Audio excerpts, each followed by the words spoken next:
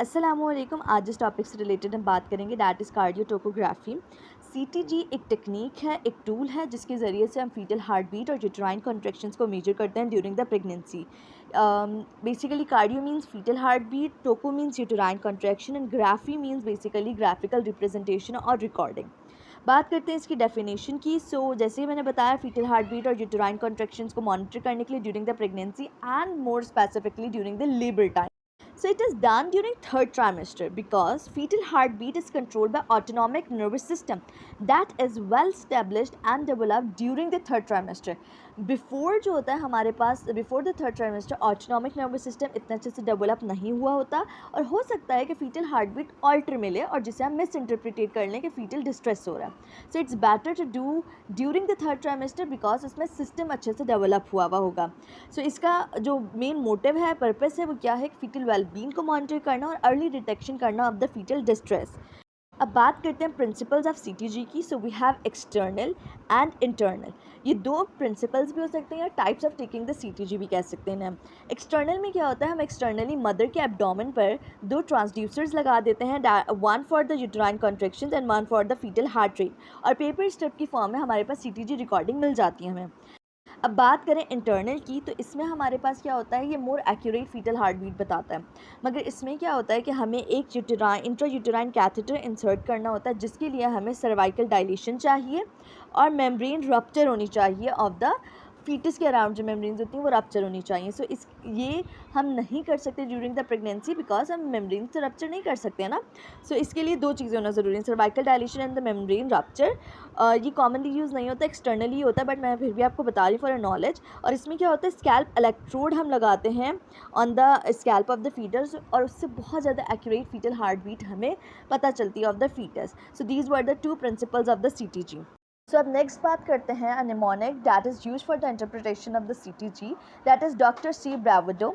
DR stand for defined risk, C for uterine contractions, BRA for baseline fetal heart rate, V for variability, A for acceleration, D for deceleration and O for overall impression या overall assessment जो भी है.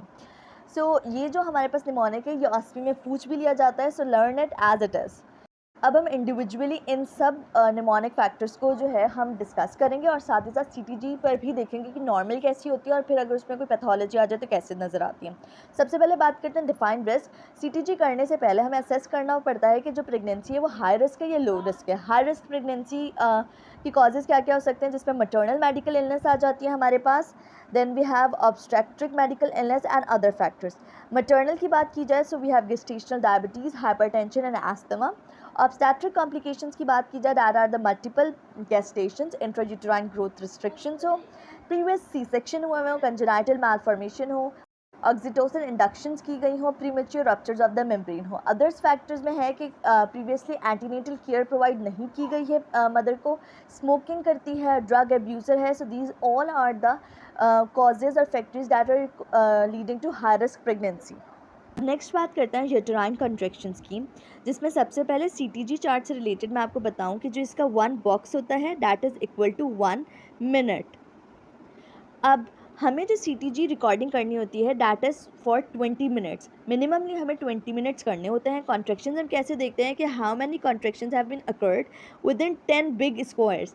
10 big squares के दरमियान कितनी contractions हुई हैं. अगर मैं यहाँ पर देखूँ तो इतने में हमारे पास 10 बिग स्क्वायर्स हो गए हैं. अगर आप इसे काउंट करेंगे दीज आर द 10, जिसमें कितनी कॉन्ट्रैक्शंस हुई हैं, 2 कॉन्ट्रैक्शंस हुई हैं. These are 2 contractions within 10 big square, जो 10 मिनट्स भी बोल सकते हैं. अब यूटेराइन कॉन्ट्रैक्शंस के बाद जो नेक्स्ट पार्ट है that is the baseline fetal heart rate, that is the average heart rate of the fetus, जो कि 10 मिनट्स में हम देख रहे हैं. यूटेराइन कॉन्ट्रैक्शंस भी हमने कितने मिनट में देखी, 10 में. ये भी हम 10 मिनट्स में देखेंगे. नॉर्मल फीटल हार्ट रेट कितना होता है हमारे पास, 110 to 160 बीट्स पर मिनट. अब फीटल टैकीकार्डिया भी हो सकता है और ब्रेडिकार्डिया भी मिल सकता है. इसकी कॉजेज़ की बात करें फिर मैं ग्राफिकल रिप्रेजेंटेशन दिखाऊंगी आपको. टैकीकार्डिया का मतलब है जब हमारे पास 160 बीट्स पर मिनट से ज़्यादा हो जाए, और ब्रेडिकार्डिया का मतलब है 110 बीट्स पर मिनट से कम हो जाए. फीटल टैकीकार्डिया कब होता है, जब फीटल हाइपोक्सिया हो रहा हो, फीटल एनेमिक हो रहा हो, फीटल या मैटरनल दोनों में से किसी को भी अगर एनीमिया हो, फीटल हार्ट फेलियर हो रहा हो, कोरियो एम्नियोनाइटिस हो रहा हो, foetal tachyarrhythmias and maternal hypothyroidism. These all are the conditions जिसमें हमारे पास फीटल टैकीकार्डिया होगा. जब की बात करें फीटल ब्रेडिकार्डिया की, तो इम्पॉर्टेंट फीचर जो आपने याद रखना है कि ये नॉर्मल भी हो सकता है। नॉर्मल कैसे होगा? In the case of post date gestation and occipital posterior occipital transverse जो होता है ना, अगर ये प्रेजेंटेशन हो फीटस की तो उसमें भी हमें मिल सकता है। ये बात करें फीटल ब्रेडिकार्डिया की सिवियर कंडीशंस की, तो that include cord prolapse, maternal seizures and epidural anaesthesia, जिसमें 80 बीट्स पर मिनट से भी कम हो जाता है फीटल हार्ट रेट। सो अब सबसे पहले बात करते हैं फीटल हार्ट रेट की, that is the beats per minute. अब बेसलाइन हार्ट रेट ये 120 कैसे बता रहे हैं हमारे पास? हम क्या देखते हैं कि जहाँ पर ये सारी हमारे पास फीटल हार्ट रेट की जो वेरिएशन है ना, जिस लाइन पे सबसे ज़्यादा लाई कर रही होती है ना, that is baseline heart rate. अब यहाँ पर देखें तो ये 120 पर ओवरऑल हमारे पास लाई कर रही हैं फीटल हार्ट बीट्स। तो डैट मीन्स इसकी baseline heart beat, average fetal heart beat कितनी है? 120 बीट्स पर मिनट। नेक्स्ट अगर बात की जाए फीटल टैकीकार्डिया की कि फीटल हार्ट बीट जो है वो हमारे पास 160 से ज़्यादा हो रही हो, तो इसमें देखें जो हमारे पास base line fetal heart rate है वो कहाँ पे लाई कर रहा है? 180 पर, जिसका क्या मतलब है? जो फीटस है उसे टैकीकार्डिया हो रहा है। इसमें देखें हमारे पास ब्रेडिकार्डिया कैसे होता है कि जहाँ पे base line fetal heart rate जो है वो लेस देन 110 पर हो, जो कि यहाँ पे पहले 80 है, फिर नीचे मज़ीद ब्रेडिकार्डिया होते हुए 60 पर जा रहा है। So this is fetal heart rate variations. अब सीटीजी इंटरप्रिटेशन में नेक्स्ट आ जाती है बात वेरिएबिलिटी की। वेरिएबिलिटी क्या होती है कि ये हमारे पास एक फीटल हार्ट बीट है। अब इसमें एक बीट से दूसरी बीट में जो वेरिएशन आई ना, उसको बोलते हैं फीटल हार्ट रेट, जो कि हम देखते हैं यहाँ से लेके यहाँ तक। This is variability. इतनी जो है ये हमारे पास वेरिएबिलिटी होती है। ग्राफिकल रिप्रेजेंटेशन भी मैं आपको दिखाती हूँ। ये हो क्यों रही होती है? Because of the interaction between nervous system, chemoreceptors, baroreceptors and cardiac responsiveness. जैसे कि मैंने आपको इनिशियली भी बताया था कि ऑटोनॉमिक नर्वस सिस्टम बहुत रोल प्ले कर रहा होता है फीटल हार्ट बीट को मेंटेन करने में, तो उसकी वजह से ये वेरिएबिलिटी डेवलप होती है और ये नॉर्मल होती है। सो सिंपैथेटिक और पैरासिम्पैथेटिक नर्वस सिस्टम इसे कंट्रोल करती है। नॉर्मली जो वेरिएबिलिटी होती है that is 5 to 25 beats per minute जो है वो वेरी कर सकता है कि हमारे पास ऊपर या नीचे ये 5 बीट्स पर मिनट में जा सकता है। अब रिड्यूस्ड वेरिएबिलिटी क्या होती है पिक्चर में दिखाती हूँ और अच्छे से समझ आएगा। बट बात कर लेते हैं पहले कि रिड्यूस्ड वेरिएबिलिटी क्या होती है कि जो हमारे पास ऊपर नीचे का जो ग्राफ बन रहा था ना, लाइक ये जो हमारे पास ग्राफ बन रहा था ये बिल्कुल फ्लैट हो जाएगा, बिल्कुल फ्लैट हो जाएगा। ये नॉर्मली हमें भी मिलता है। कब मिलता है? जब फीटल इज़ अस्लीप, जब बच्चा सो रहा होता है उस दौरान अगर सीटीजी लिया जाए तो that basically gives reduced variability. और जो बच्चे का स्लीपिंग पीरियड होता है डैट इज़ 20 to 40 मिनट्स। सो अगर आपको रिड्यूस्ड वेरिएबिलिटी मिल रही हो तो हो सकता है डैट इज़ फिजियोलॉजिकल कि ड्यूरिंग सीटीजी बच्चा सो रहा है, तो हम इसे रिपीट कर सकते हैं आफ्टर 60 मिनट्स। अब ये तो हो गया फिजियोलॉजिकल। पैथोलॉजिकल कॉजेज़ भी होते हैं हमारे पास, जिसमें फीटल एसिडोसिस हो सकता है due to the hypoxia. Drugs हो सकती हैं like opiates, benzodiazepine, methyl dopa. Prematurity हो सकती है, gestation age less than 28 weeks है। ये कंजेनाइटल हार्ट एनोमलीज हो सकते हैं। For these all are the causes for reduced variability. अभी ग्राफिकली अगर हम देखें सो ये हमारे पास रेड मार्क से भी दिखाया हुआ है कि ये वेरिएबिलिटी है। सो ये अगर हम देखें this is the heart beat और ये हमारे पास जो ऊपर जा रहा है that is this is a difference of variability. ये 5 to 25 ऊपर नीचे ये मूव कर सकती है of the baseline. Base line fetal heart rate में बता चुकी हूँ। एवरेज या मोस्टली जो हमारे पास बीट्स लाई कर रही होती है ना जिस लेवल पर, वो हमारे पास होता है। रिड्यूस्ड वेरिएबिलिटी देख रहे हैं कि हमारे पास जो अप्स एंड डाउन्स थे फीटल हार्ट बीट्स के वो बिल्कुल ख़त्म हो गए हैं। बिल्कुल वो एक ही बेस लाइन पर ही सब थोड़ी सी ऊपर नीचे हो रही है। अदरवाइज वेरिएबिलिटी 5 to 25 वाली नॉर्मल नहीं मिल रही हमें। और फिजियोलॉजिकल क्या होती है? जब बच्चा सो रहा होता है। पैथोलॉजिकल कॉजेज़ मैं बता चुकी हूँ। नेक्स्ट बात करते हैं एक्सीलरेशन की। सो एक्सीलरेशन क्या होता है कि baseline fetal heart rate 15 beats per minute तक बढ़ गई है और वहाँ रही है फॉर 15 सेकेंड्स।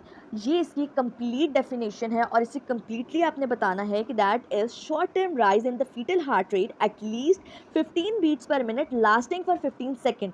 ऐसा नहीं है कि बस 15 बीट्स पर मिनट ऊपर गया और बिल्कुल नीचे आ गया, तो वो तो हम कह सकते हैं, वो तो वेरिएबिलिटी भी हो सकती है कि ऊपर गया नीचे आया, ऊपर गया नीचे आया। सो वहाँ पे 15 सेकेंड्स रहना भी है, दैट इज़ एक्सीलरेशन। सो होता क्या है, अगर ये यूँ गया और यूँ आ गया, सो डैट हम कंसिडर करेंगे भाई ये वेरिएबिलिटी। अब ये हमारे पास 15 बीट्स तक ऊपर जाएगा और वहाँ पर 15 सेकेंड तक रह कर नीचे आएगा। So that means this is acceleration. और ये हमारे पास एग्जांपल्स गिवन है एक्सीलरेशन किस तरीके से ऊपर जा रही है। ये एक्सीलरेशन नॉर्मल होती है, रीअश्योरिंग होती है। अगर हमें मिल रही है तो that's a good sign. Next बात करते हैं डिसेलरेशन। जिस तरीके से एक्सीलरेशन क्या थी, फीटल हार्ट रेट का बढ़ना, इसी तरीके से डिसेलरेशन क्या है, फीटल हार्ट बीट का डिक्रीज होना less than 15 beats per minute. So acceleration हमारे पास 15 बीट्स तक ऊपर जा रहा था और वहाँ पे 15 सेकंड तक रह रहा था। डिसेलरेशन 15 बीट्स नीचे आएगा और वहाँ पे 15 सेकंड तक रहेगा। So this is deceleration, that base line fetal heart rate below 15 beats per minute lasting for 15 seconds. So deceleration होने का जो मोस्ट कॉमन कॉज है that is the hypoxic stress, जिसमें फीटस अपने हार्ट रेट को reduce कर लेता है to preserve myocardial oxygenation and perfusion. We have 3 types of deceleration, early, variable and late deceleration. जो अर्ली होती है दैट इज़ अ फिजियोलॉजिकल, याद रखिएगा ये फिजियोलॉजिकल होती है। जैसे ही यूटेराइन कॉन्ट्रैक्शंस होती है नीचे से, वहाँ से हमारे पास फीटल हार्ट बीट ड्रॉप हो जाती है। सो दैट इज़ फिजियोलॉजिकल कि यूटेराइन कॉन्ट्रैक्शंस होने की वजह से हमारे पास वो डिक्रीज़ हो रहा है। इसका क्या फिजियोलॉजिकल मैकेनिज्म है, इंट्राक्रैनियल प्रेशर रेज हो रहा है जिसकी वजह से वेगल टोन बढ़ जाती है और हमारे पास फीटल हार्ट बीट कम हो जाती है। So this is early deceleration. Variable की बात करें सो इसकी ना कोई मतलब सीक्वेंस नहीं होता, कोई इसका यूटेराइन कॉन्ट्रैक्शन से लिंक नहीं होता, खुद ही से हमारे पास फीटल हार्ट रेट नीचे आ जाएगा, खुद ही से फिर दोबारा नीचे आ जाएगा और कभी कभी बहुत गैप के बाद नीचे आएगा। सो इट्स वेरीज कि कभी जल्दी कभी कम डिसेलरेशन हो रही होगी, वेरिएबल होगा ये होता क्यों है, because of umbilical cord compression. फिर बात करते हैं लेट डिसेलरेशन की। लेट डिसेलरेशन में क्या होता है, जब हमारे पास यूटेराइन कॉन्ट्रैक्शन का पीक होगा तब हमारे पास डिसेलरेशन स्टार्ट होगी। सो ये क्या था, हमारे पास साथ साथ थी, ये पीक के बाद होती है हमारे पास डिसेलरेशन। अच्छा, अब लेट डिसेलरेशन में हमारे पास कॉजेज़ क्या क्या आ जाती हैं, uterine hyperstimulation, pre-eclampsia and maternal hypertension. इनके कॉजेज़ याद रखने आपने BCQ में पूछे जाते हैं। अब पिक्चर से समझते हैं और इजी हो जाएगा आप लोगों के लिए। जो हमारे पास अर्ली डिसेलरेशन है that is along the uterine contraction, जो कि आप देख सकते हैं हमारे पास वहाँ पे डिसेलरेशन हो रही है और यहाँ पे यूटेराइन कॉन्ट्रैक्शन हो रहे हैं एंड दिस इज़ फिजियोलॉजिकल। ठीक है, इसके लिए एक और टिप भी होती है कि ये हमारे पास सम हाउ वी शेप्ड होते हैं। So these are somehow V shaped, जो कि अलॉन्ग विद यूटेराइन कॉन्ट्रैक्शंस हो रहे होते हैं। फिर बात करते हैं वेरिएबल। सो वेरिएबल की यूटेराइन कॉन्ट्रैक्शन से तो वैसे ही कोई लिंक नहीं होता। ठीक है, यूटेराइन कॉन्ट्रैक्शन यहाँ पे नहीं आ रहे, कहीं पे यूटेराइन कॉन्ट्रैक्शंस के साथ हो जाएगा और कहीं पे यूटेराइन कॉन्ट्रैक्शंस के साथ नहीं होगा। तो they have no association with the uterine contraction और any other factor, they varies by themselves. जबकि लेट डिसेलरेशन की बात करें सो दे बेसिकली, जब हमारे पास पीक होता है of the uterine contraction there will be the beginning of the late deceleration. ये पीक हुई, ये उनकी बिगिनिंग हुई लेट डिसेलरेशन की।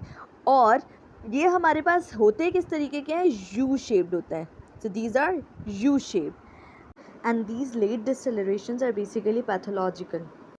अब यहाँ तक हमने CTG इंटरप्रिटेशन का जो निमोनिक पढ़ा था वो कंप्लीट कर लिया। अब एंड में एक छोटी सी एक और चीज़ बता दूँ, एक होता है साइनोसॉइडल CTG, एक स्पेशल अपीयरेंस होती है that is smooth regular wave like pattern, जो देखते ही नज़र आ जाता है कि ये साइनोसॉइडल है।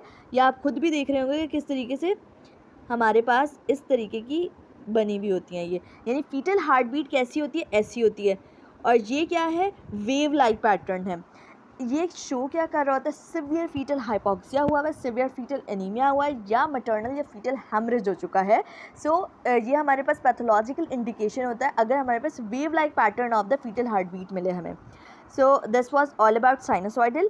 अब नाउ एट द एंड यहाँ तक हमने CTG कंप्लीट कर लिया। ये मैंने आपको 3 तरीके की जो डिसेलरेशन समझाई हैं उनसे रिलेटेड एक टेस्ट है। होप सो आपको समझ आ गया होगा। इनके आंसर्स आप कमेंट बॉक्स में टाइप कर सकते हैं। Do share this video of CTG with your fellows and friends. Thank you.